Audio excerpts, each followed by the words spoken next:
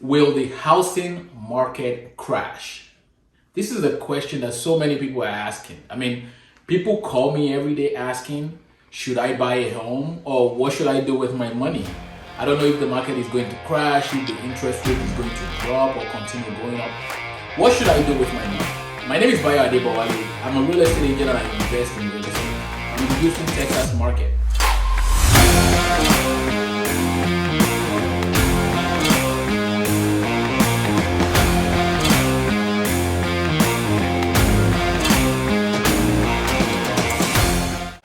I always advise people based on what I will do with my own money, okay?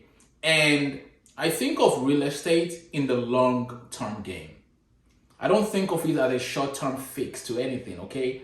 Because if you are investing in real estate or buying properties for the long term, your criteria and what you pay attention to is different than somebody looking to buy for the short term. So, and I also did some research. I realized that over the last few months, the housing market has cooled off from what it was within the last year or so.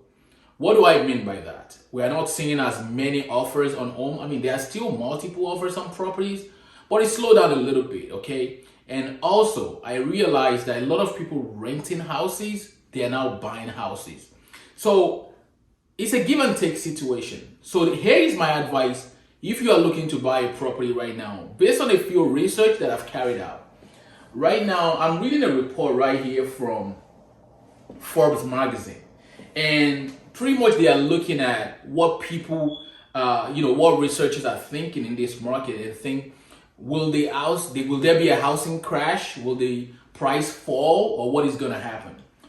And there are 5 important points that they made in this research that I want to discuss with you today.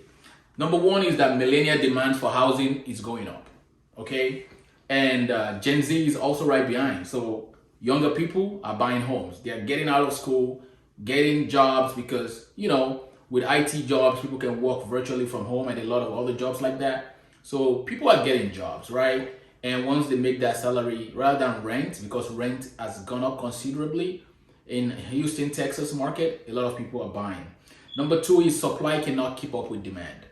Materials to build houses are expensive now. Like the prices are, I do fix and flip. So the price we buy materials before and now, it's totally different, okay? Material prices are up.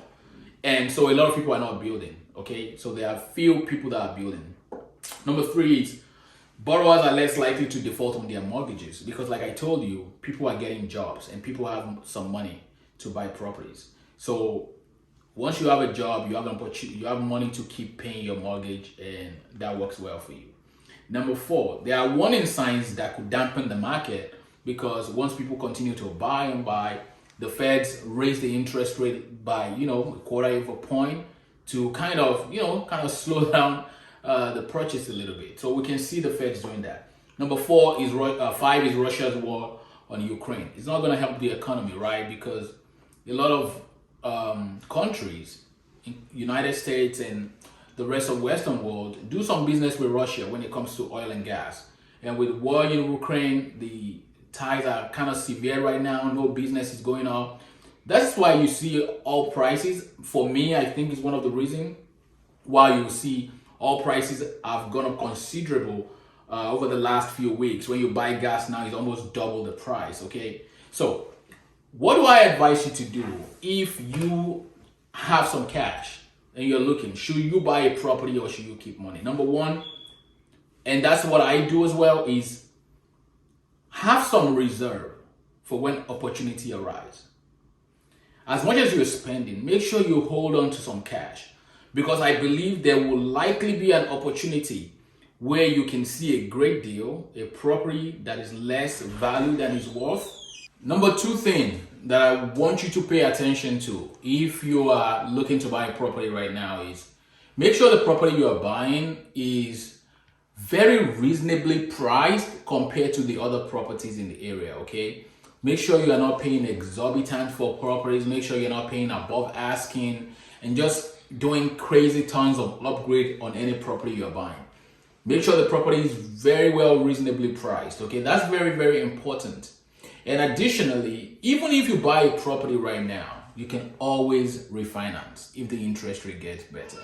Okay, a lot of people are worried about the interest rate, saying it's getting too high. I remember we bought a property for 4.5 previously, and last year we refinanced for 3.2. There was also an opportunity to buy a property last year, and the interest rate was 2.7%. Right now, we're under contract to buy another property. The interest rate might be 5.5, or even 6. But when the interest rate get better in the future, we can always refinance or just keep the same property with the same interest rate if the interest rate continue to go up. Make sure you are buying for the long term. Buy for cash flow. Make sure you are paying attention to what is important in the numbers when it comes to your property. Cash flow is very, very important. I know capital gain is important with a hope that the property will appreciate in the future. But cash flow for me is king because, if people can rent the property right now, in the future, people are still going to be able to afford to rent the property. If you can cash flow right now, I believe it's going to cash flow in the future. Okay? So, I don't think the real estate market is going to crash.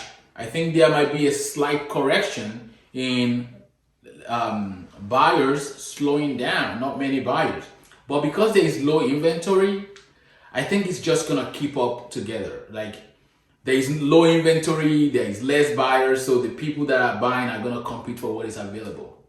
I wish you the very best in your journey. If you are looking to buy now, we can get into more technical conversations. If you leave a comment below, if you have a question, just reach out to me. I'll be more than happy to help.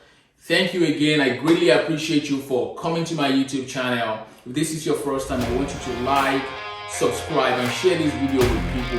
And even if you want to have a conversation, you can always do it, okay? I wish you the very best in your investing journey.